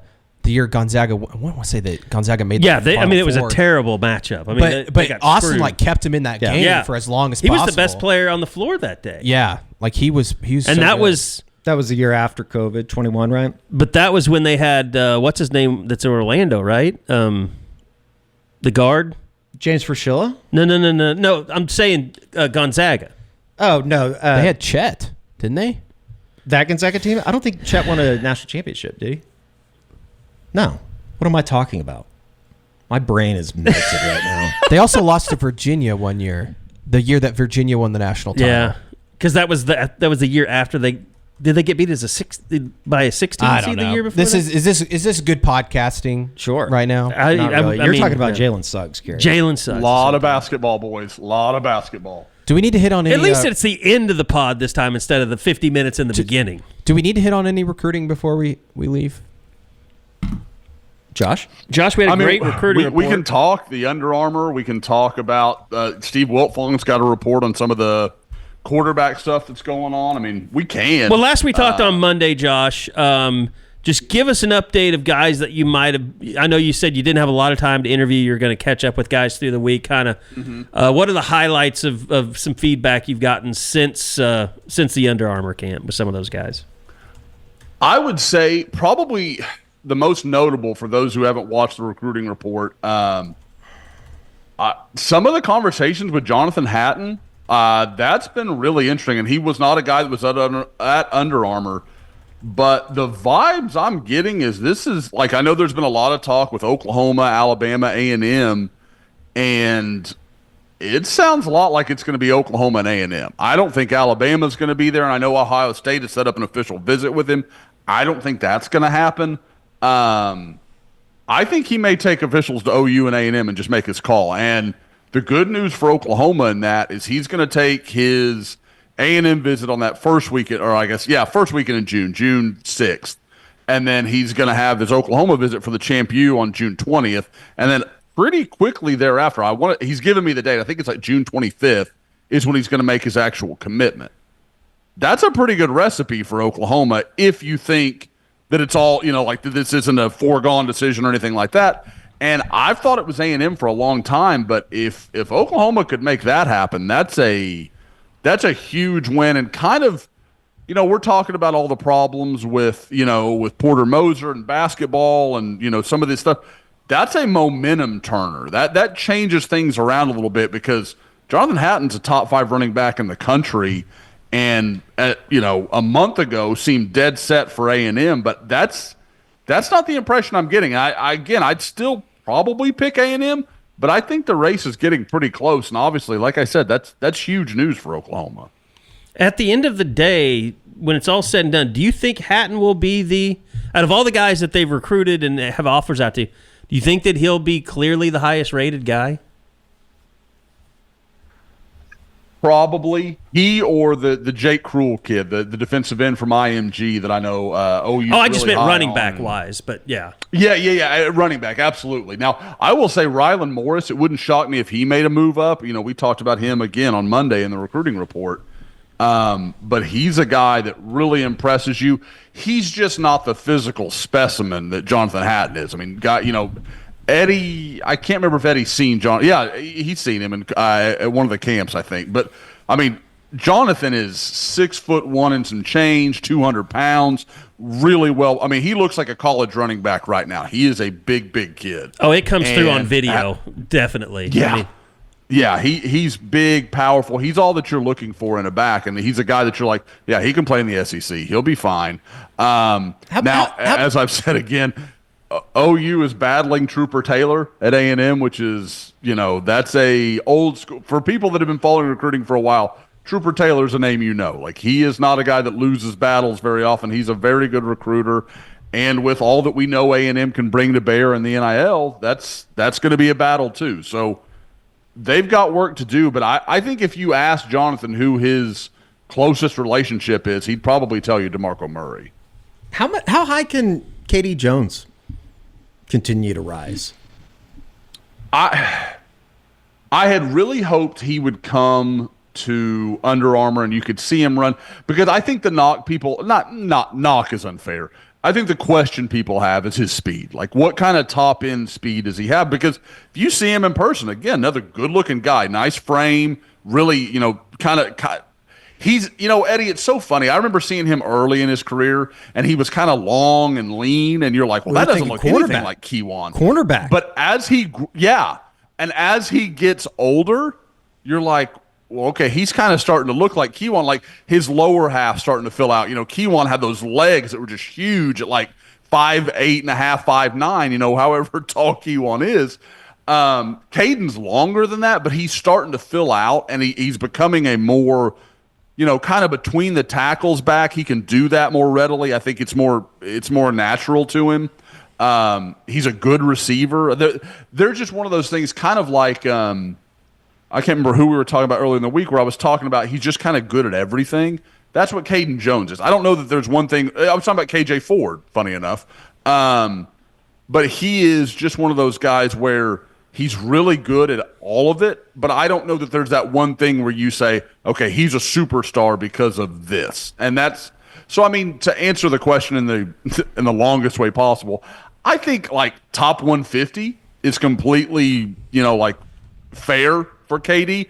If he snuck inside the top 100, that's not impossible, but I think that would probably be the absolute kind of cap. Very good. All right. Well, I'll just throw it out there. Anything else of note you wanted to get out there, Josh, before we get out of here? What was your read on the Wilt Funk stuff today on the quarterback? Guys, I mean, so for those who haven't read it, you should. And there is a lot of talk about OU's quarterback situation with Bo Bentley, and I think Steve is getting the impression that myself and others have, that Oklahoma's probably in front for Bo Bentley right now. And it's kind of what does that mean? Because there's a lot of national situations playing out. The quarterback, I think you're going to see a lot of flips, a lot of movement, because we know quarterbacks commit early. And then now with NIL and all the other things, you're getting a lot of variance. Like, a lot of guys start looking around and thinking, okay, maybe that wasn't right. What it sounds like is happening is Oregon is pushing hard for Jared Curtis. That's going to affect Jonas Williams, who's committed to Oregon. He's probably going to end up at USC. And then, there is just this chain reaction. Well, Jared Curtis was committed to Georgia. Well, Georgia offered Jaden O'Neal not that long ago. So it's all these links.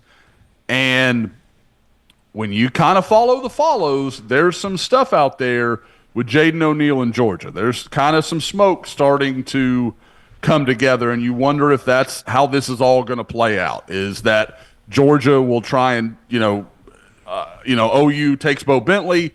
Jaden O'Neal doesn't want to be part of a 2-quarterback class, which is something he said. But since, as of late, it feels like that's kind of softened a little bit. Does he end up at Georgia? So there's a lot that can play out. Obviously, there's been a lot of chatter about Jaden O'Neal moving to the Oklahoma City area. The Georgia connection's a funny one because just a year ago, Dylan Raiola moved to Georgia because he was committed to Georgia and then ends up going to Nebraska. So anybody thinking that's like a lock stamp of what's going to happen, I wouldn't put it that way. And we'll see whatever plays out. There's a lot of time, a lot can change, but I think quarterback recruiting is every bit as interesting as we kind of thought it was going to be a month ago. I was scrolling through Twitter yesterday, and I landed on a video interview of Kevin Sperry. I was just like, oh, wow. What a weird thing. I mean, just, you think, Florida State, if he ends, Jaden O'Neal, if he ends up there, that's just crazy. I thought the same thing. And then my immediate thought was, wow, that's crazy that a freshman can talk to the media after practice, spring practice. We get the newcomer thing in every spring, or we have so far. We'll see. I hope they have some media soon, though. We're getting close. Yeah, it feels like spring practice starts in 2 weeks. We haven't talked to anybody since the Armed Forces Bowl. Get Ben Arbuckle out there. Is what you're saying? Ben Arbuckle, or even just Brent. It'd be great to just have a press conference with Brent about all the stuff that's happened. Think of all the things that have happened since the Armed Forces Bowl. I was going to say, we really haven't talked about it. It's not recruiting, but the Kevin Wilson stuff. Yeah, certainly, yeah. I don't think anybody out there that is a sane-minded person would look at that and go, yeah, that's a bad deal. It's a great deal. Yeah. I agree. I think it's perfect.